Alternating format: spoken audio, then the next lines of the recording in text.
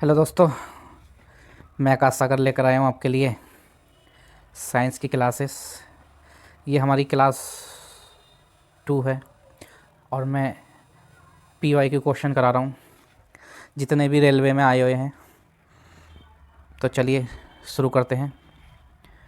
जितने भी RRB group D, RRB NTPC, RRB के जितने भी एग्ज़ाम हैं या रेलवे के जितने भी अदर एग्ज़ाम हैं उन्होंने आए हुए क्वेश्चन पीवाई क्यू करा रहा हूँ मैं।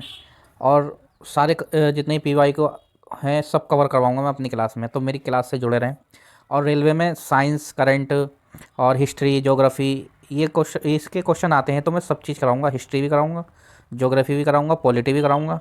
तो लेकिन एक एक करके पहले एक सब्जेक्ट कंप्लीट कर लें। साइंस और करंट तो मेरी रोज़ की डेली क्लासेस चलती है, उसको सुबह को आप लेना ना भूले करें।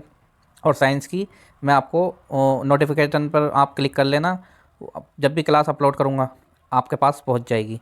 तो मेरे चैनल को सब्सक्राइब करें, शेयर करें, लाइक करें, ज़्यादा से ज़्यादा फॉलो करें। तो चलिए शुरू करते हैं।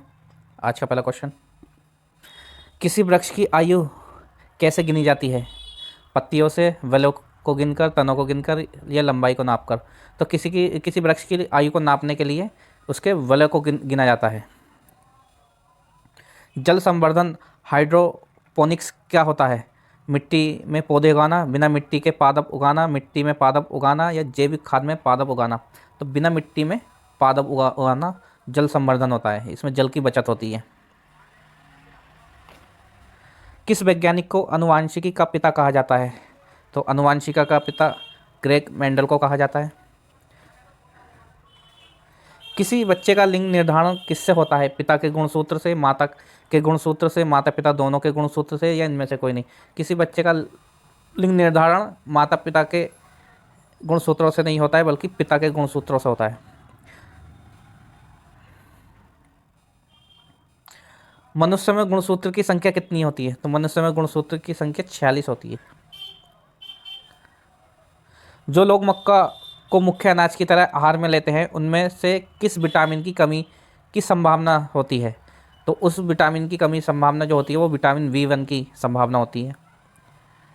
किसी सदिश का परिणाम कभी भी नहीं हो सकता धनात्मक, ऋणात्मक, दोनों, या इनमें से कोई नहीं? तो सदिश राशि का परिणाम हमेशा ऋणात्मक नहीं हो सकता है।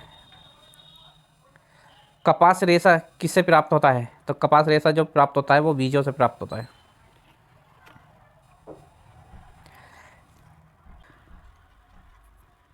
किस मछली में सल्क नहीं होता है?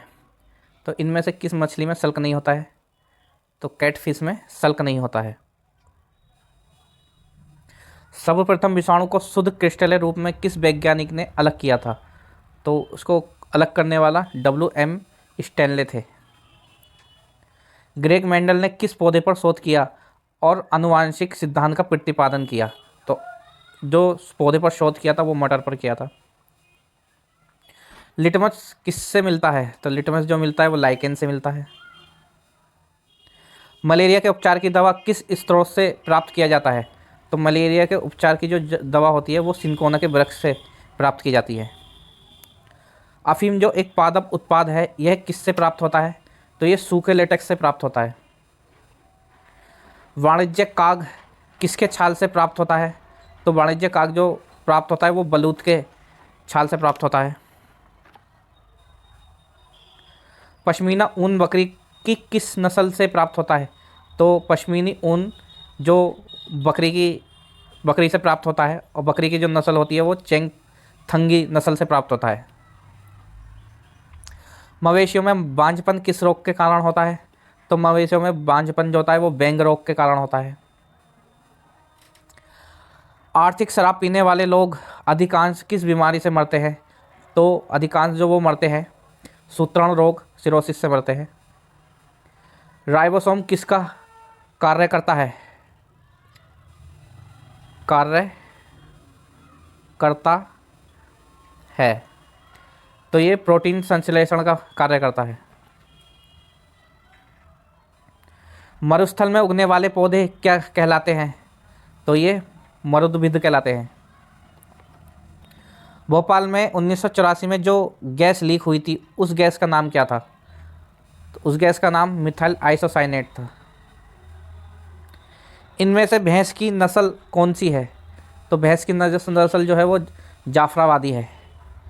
काठियावाड़ ये बकरी की नस्ल है। झारमीन ये मुर्गे की नस्ल है। और जैसलमेरी ये ऊँट की नस्ल है। केंद्रीय बकरी अनुसंधान संस्थान की स्थापना कहाँ की गई है?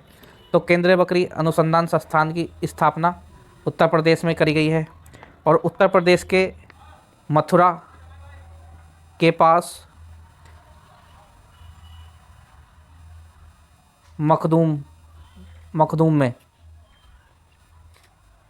राष्ट्रीय ऊँट अनुसंधान केंद्र कहाँ है?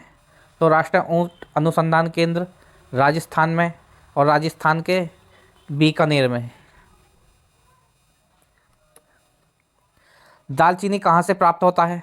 तो दालचीनी जो प्राप्त होता है वो छाल से प्राप्त होता है। मसाले की रानी किसे कहा जाता है? तो इलायची को मसाले की रानी कहा जाता है। फूलों का अध्ययन क्या कहलाता है? तो फूलों का अध्ययन जो कहलाता है वो एंथ्रोलॉजी कहलाता है। पेडोलॉजी में किसका अध्ययन किया जाता है? तो पेडोलॉजी में मिट्टी का अध्ययन किया जाता है। सिस्टम नेचुरल किसकी पुस्तक है? तो सिस्टम नेचुरल कार्ल लिनियस की बुक है। दूध से दही के रूप में जमने का क्या कारण है? तो इसका कारण जो है वो लैक्टोबैसिलस होता है। ये एक बैक्टीरिया होता है। विषाणु में क्या होता है? विषाणु में क्या होता है? तो इसमें प्रोटीन आवरण में परिवृद्ध डीएनए होता है। जंतुओं में होने वाला फुट एंड माउथ रोग किसके कारण से उत्पन्न होता है?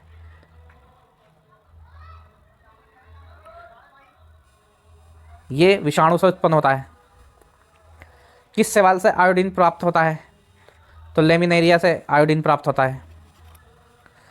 एवोगाड्रो संख्या का मान क्या है? तो एवोगाड्रो संख्या का मान 6.023 गुणा 10⁻23 है।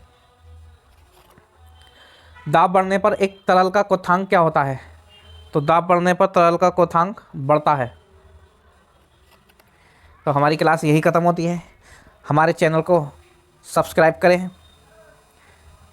शेयर करें, लाइक करें